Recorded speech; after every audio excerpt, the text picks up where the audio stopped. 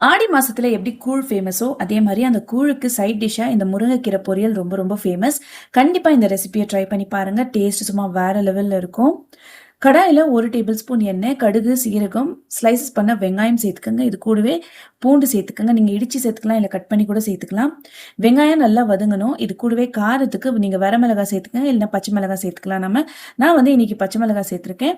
கூடவே தேவையான அளவு உப்பு. உப்பு கொஞ்சமா குறைவா போட்டுக்கங்க. ஏன்னா யூசுவலா கீரையில வந்து உப்பு அதிகமா சேர்க்கக்கூடாது.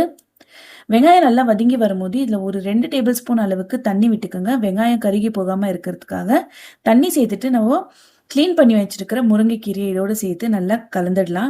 கலந்துட்டு ஒரு 3 நிமிஷம் வந்து நீங்க லோ ஃப்ளேம்ல வச்சுட்டு, இந்த முருங்கைக்கீரையை வேக வச்சு எடுத்துக்கங்க.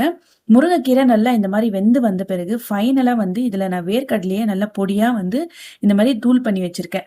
அத வந்து இது கூட சேர்த்து நல்லா கலந்துட்டு எடுத்தோம்னா, சூப்பரான முருங்கைக்கீரை பொரியல் ரெடி.